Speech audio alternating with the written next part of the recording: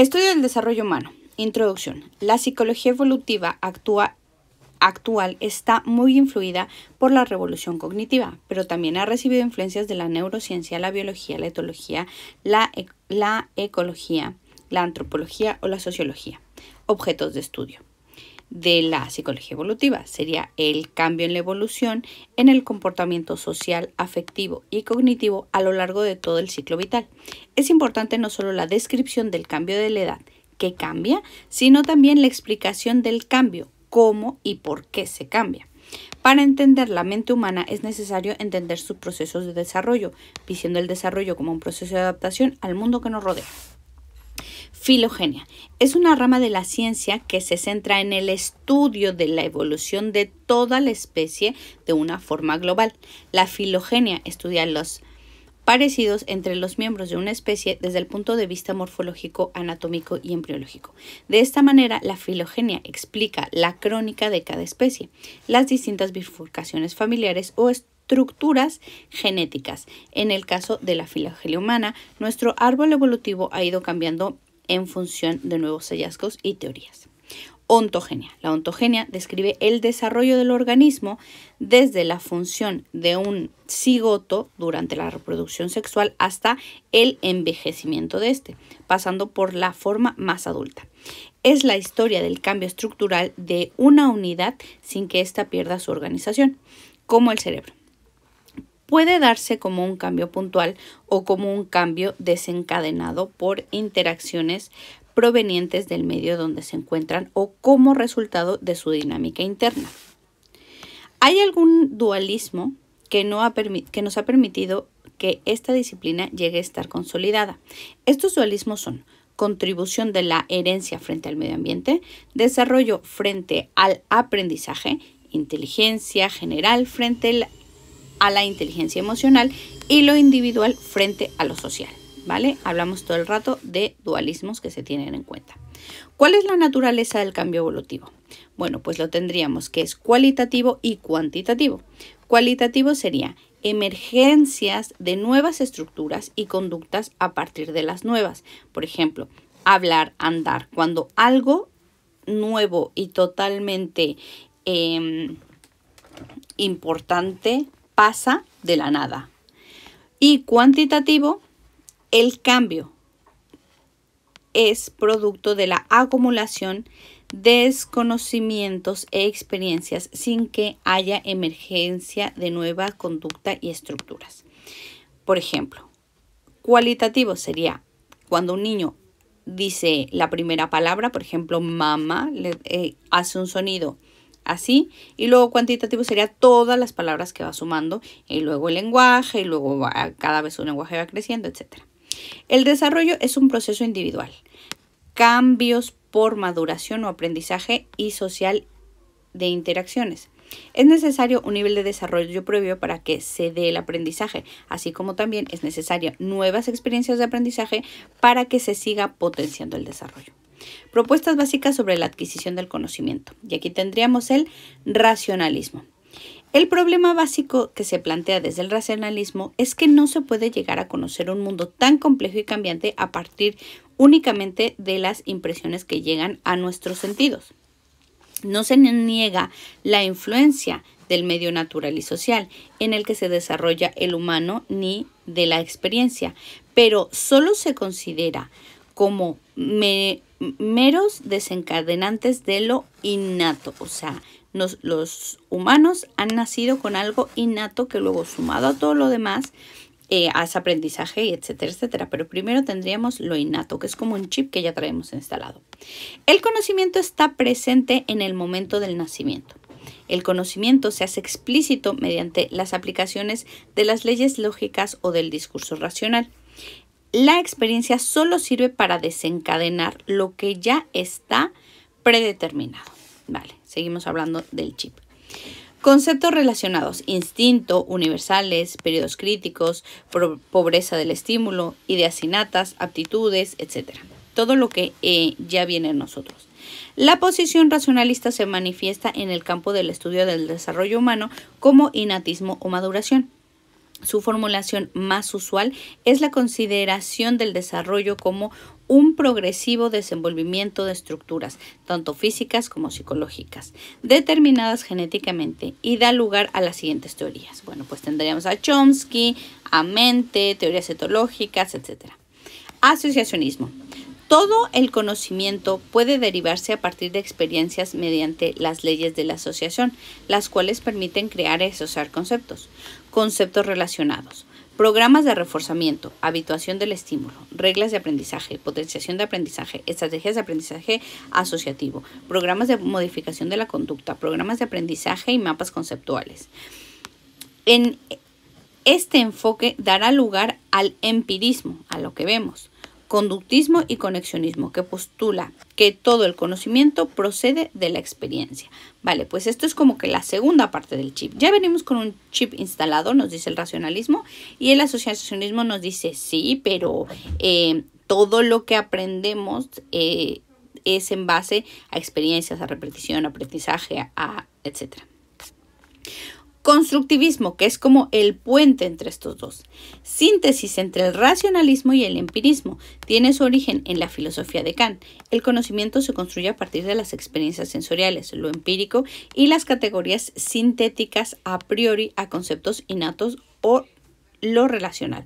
Son las categorías innatas las que nos permiten interpretar la información que entra a través de nuestros sentidos. Pero, a diferencia del relacionismo, estas categorías no son conocimiento en sí, sino conceptos básicos y abstractos de cantidad, calidad, relación y modalidad que nos ayudan a empezar a dar sentido a las experiencias que vienen de fuera. Estas categorías son leyes de pensamiento universales, intrasubjetivas, compartidas con todos los seres humanos y necesarias que proporcionan un conocimiento coherente a partir de la experiencia posible. Conceptos relacionados, pues aquí tendríamos los esquemas que han desarrollado Piaget y Vygotsky, que vendrán a continuación.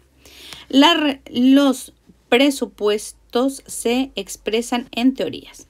El proceso ideal por medio del cual se llega a construir una teoría científica es mediante las consecuencias de las distintas fases del método científico o hipotético deductivo. Tendríamos observación de los hechos, formulación de la teoría que trata de explicar los hechos, derivación de las predicciones en forma de hipótesis que deben ser contrastables, relación de un experimento que permite contrastar la hipótesis, obtención de unos resultados, interpretación de los resultados y refinamiento de la teoría. Algunas manifestaciones asociacionistas en la psicología del desarrollo las podemos encontrar en el conductismo, según el cual el aprendizaje se basa en asociaciones de estímulo o de estímulos y respuestas. Más recientemente también se puede observar en algunas teorías neoasociacionistas que, desde el procesamiento de la información, postulan, por ejemplo, que el conocimiento se organiza en la memoria en redes de conceptos interconectados entre sí. Del mismo modo, un nuevo enfoque que se denomina conexionismo o procedimientos distribuidos en paralelo asume asociaciones entre unidades donde se representa el conocimiento, redes de semántica y neuronales.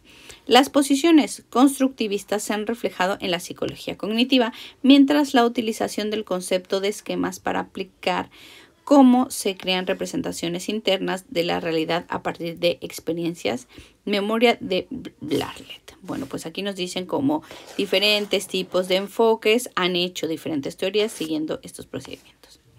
Las grandes teorías del desarrollo humano, Piaget y Vygotsky, y empezamos con el señor Piaget. La teoría de desarrollo de Piaget. El niño construye el conocimiento del mundo físico y social a partir de la interacción con el medio. A partir de unos pocos reflejos innatos, el niño va construyendo su conocimiento del mundo como algo diferente y externo a él a través de la acción. Esto supone ir construyendo invariantes cognitivas que son cualidades o propiedades esenciales de los objetos que hacen que se puedan reconocer como tales. O sea, el niño empieza a ver características de los objetos, por ejemplo, en un perro empieza a ver que es peludo, que tiene 4 patas, cómo se mueve, que es suave, y entonces él, a base de esa información, va adquiriendo un conocimiento. Al principio, la acción con los objetos es directa, pero a medida de que se avanza en el desarrollo, la interacción con los objetos puede ser simbólica, es decir, sin necesidad de que estos estén presentes. Se interactúa con ellos mentalmente. Bueno, esto ya posteriormente el niño al pensar en algo puede hacer esta suma de características. El conocimiento está continuamente creándose y transformándose mediante la interacción del organismo con el medio. Esta interacción entre el niño y el medio se lleva a cabo mediante dos procesos complementarios.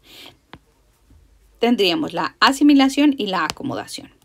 El niño actúa sobre el medio a partir de los esquemas que ya posee, incorpora objetos o propiedades de los objetos a sus propios esquemas. Es la acción del organismo sobre el medio, ¿vale? Esto es lo que decíamos. El niño, por ejemplo, incorpora que sabe que son patas, que sabe que es pelo, que sabe que es un animal, y todo eso lo incorpora y asimila lo que es un perro. Patas, tal, todo eso es un conjunto, es un perro. Y luego vendría la acomodación. La interacción de los objetos provoca que el niño modifique sus esquemas previos, acción del medio sobre el organismo. La evolución humana, tanto en plano biológico como psicológico, estaría dirigida por la necesidad de equilibrio entre la acomodación y la asimilación. El equilibrio promueve la adaptación del individuo al medio. En el plano psicológico, los desequilibrios entre acomodación y asimilación suponen el paso por determinados estadios del desarrollo. Aquí la acomodación sería, ya el niño tiene asimilado que es un perro, pero luego ve un gato y en principio puede pensar que un gato es igual a un perro, pero luego ve otras características, o que su madre le llama gato, o que maulla, o cosas distintas, y entonces él ya de algo que ya tenía formado hace una acomodación y va aprendiendo otra vez y asimilando cosas nuevas. Luego aquí nos ponen cómo serían esos estadios y cómo siempre se va pasando de un equilibrio a un desequilibrio, otra vez al equilibrio y así. Y así se hace este proceso. Primero tendríamos la etapa sensoriomotora, que es el movimiento y los sentidos, oler, tocar, etc. Luego tenemos los preoperatorios, que es cuando el niño observa, analiza, por ejemplo, cuando los bebés empiezan a señalar hacia un lado. Luego tendremos las operaciones concretas, que ya sería manipular.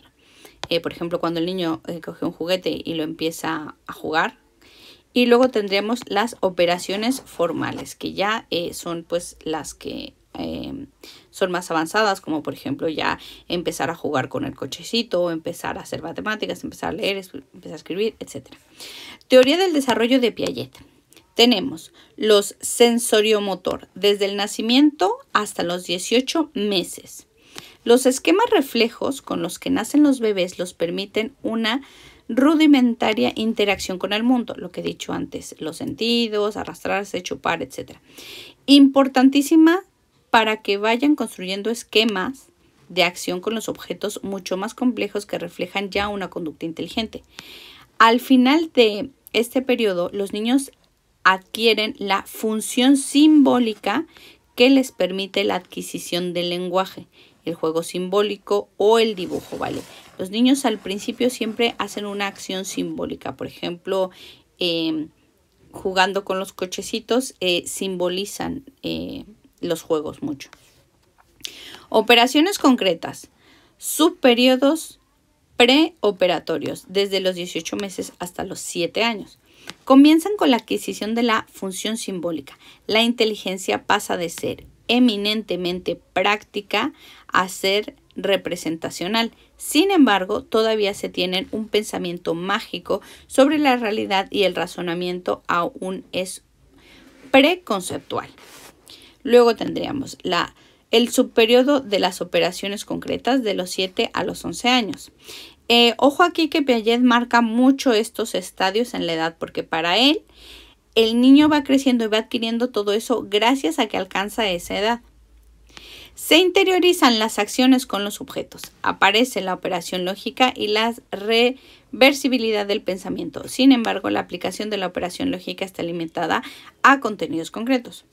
Operaciones formales. Desde los 11 a los 13 años se caracteriza por un pensamiento lógico, abstracto y hipotético, por ejemplo, ahí ya empiezan a hacer operaciones matemáticas, etcétera, que permite razonar no solo sobre lo real, sino también sobre lo posible. Características de los estadios. Cada estadio es una estructura de conjuntos que pueden expresarse en términos lógico-matemáticos, es decir, se caracterizan por una forma prototípica de abordar los problemas. El orden de los estadios es invariable. Cada uno de estos estadios incluye las adquisiciones de lo anterior, situándolas en 9 dimensiones. La edad a la que se alcanza cada uno de los estadios puede variar. Vale, puede variar, pero los estadios están marcados.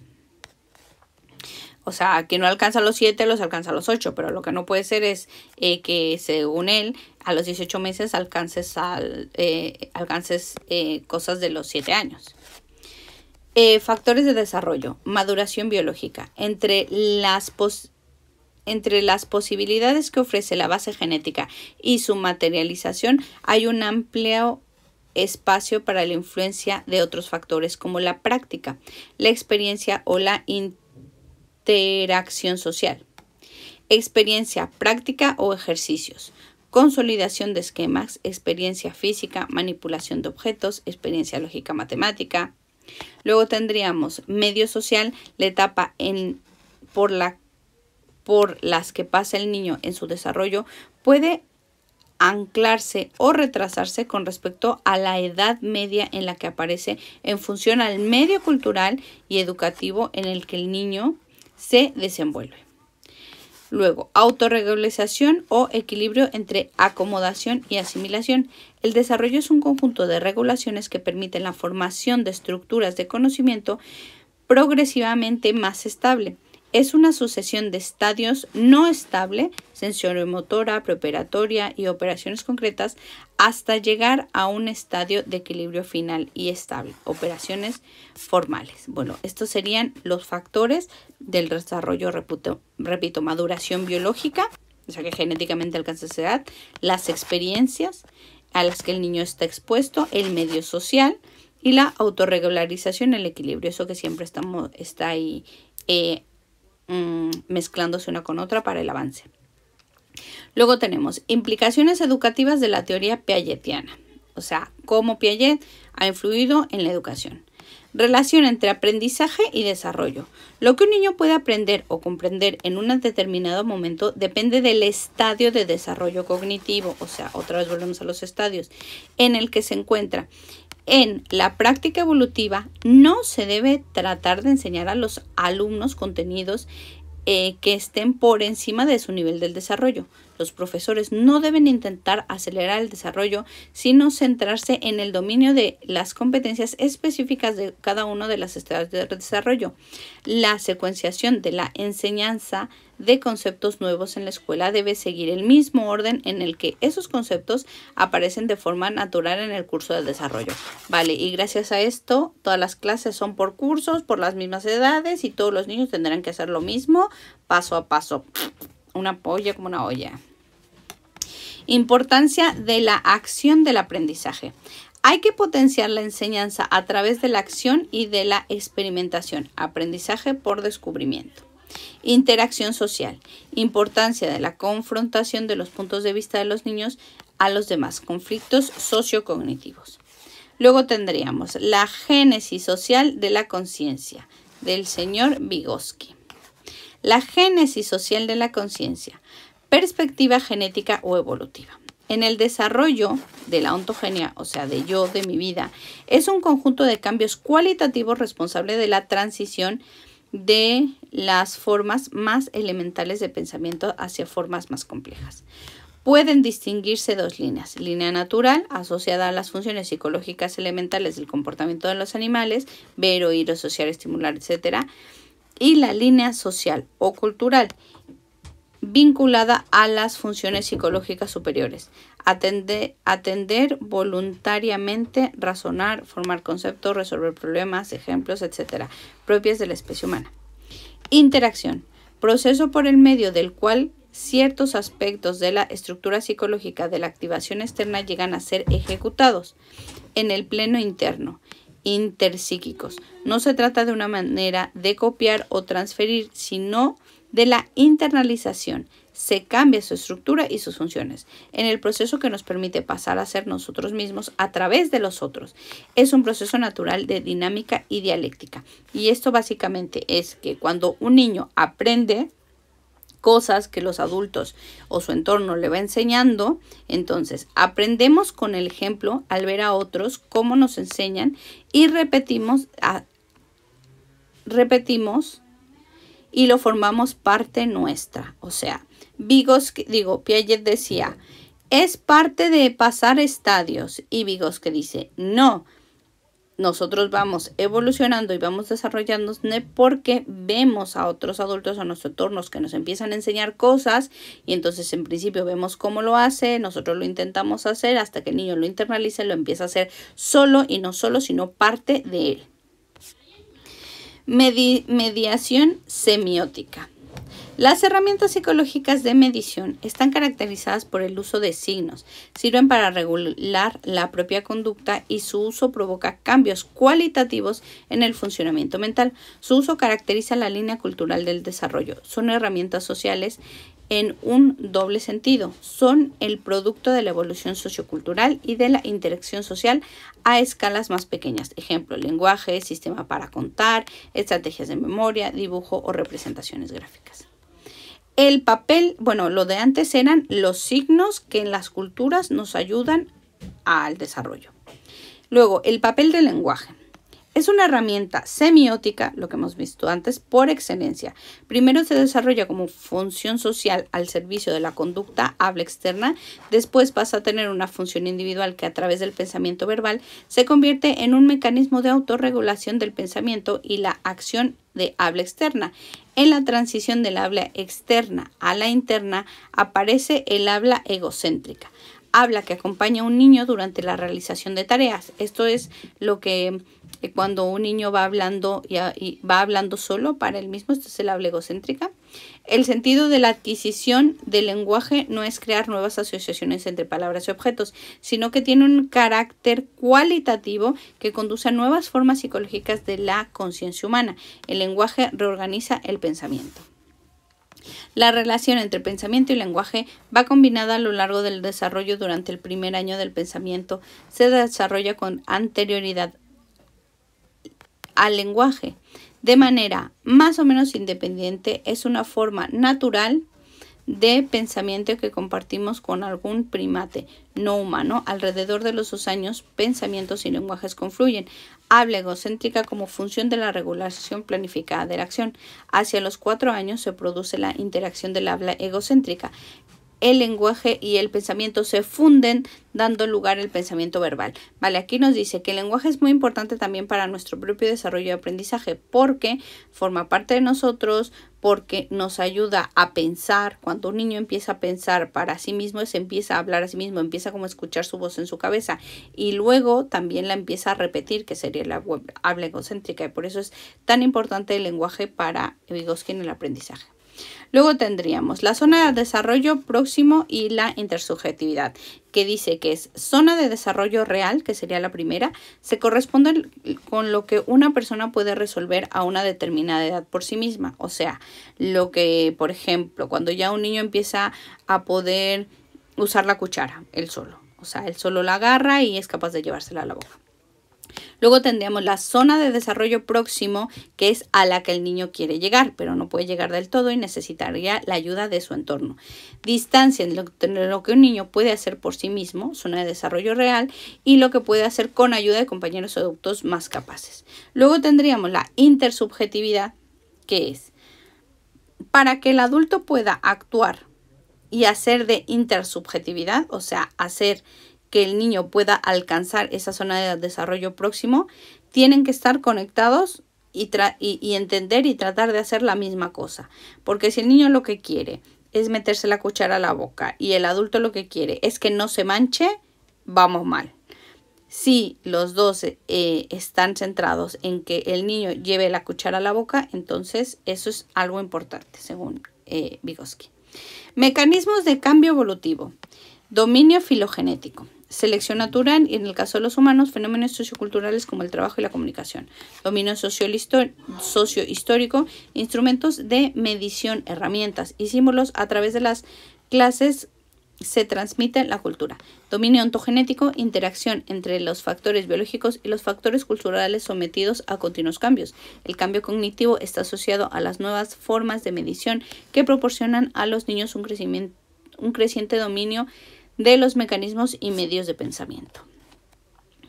Luego, implicaciones en la educación de Vygotsky, aprendizaje y desarrollo por procesos interdependientes. El aprendizaje es una condición indispensable para que el desarrollo se produzca. El concepto fundamental de zona de desarrollo próximo, puesto que define el margen en el que el aprendizaje puede actuar dentro de los límites interpuestos por el nivel de desarrollo real. El aprendizaje despierta una serie de procesos evolutivos internos que solo son capaces de operar cuando el niño está en interacción con los adultos. Cuando el niño los interioriza, se convierte en la parte de los logros evolutivos del niño. La única enseñanza buena no es la que se adapta al nivel del desarrollo del niño, sino la que es capaz de promoverlo. Un concepto relacionado con la zona de desarrollo próximo es el andamiaje, que es como cuando el adulto pone un andamio para que el niño pueda hacer ese aprendizaje y llegar otra vez a la zona de desarrollo. Real, perdón, de la próxima a la real. O escalamiento progresivo de la ayuda en que el adulto va dando al niño durante la realización de unas tareas hasta que es capaz de realizarlo por él mismo. Luego, influencias de las instituciones culturales en el desarrollo. Relativismo cultural. Bueno, pues aquí partimos de desarrollo evolutivo. Este desarrollo evolutivo se partiría en desarrollo evolutivo de la especie humana y desarrollo evolutivo del individuo. Entonces, en el individuo tenemos obviamente la ontogenia. De la ontogenia se iría el microgenético, cambios pequeños de pequeña escala, y el macrogenético, cambios a mayor escala. Luego tendríamos la genética, lo que entran en mis genes solo desde las posiciones innatistas, genética origen, y tendríamos la asimilación, acomodación de Piaget, desfase vertical y desfase horizontal. Esto no sé de quién chingas son. Y luego tenemos el desarrollo evolutivo de la especie humana, que tendríamos la perspectiva evolucionista, la filogenética, en la que entraría el macrogenético, la genética de los genes y la genética de origen. Fin.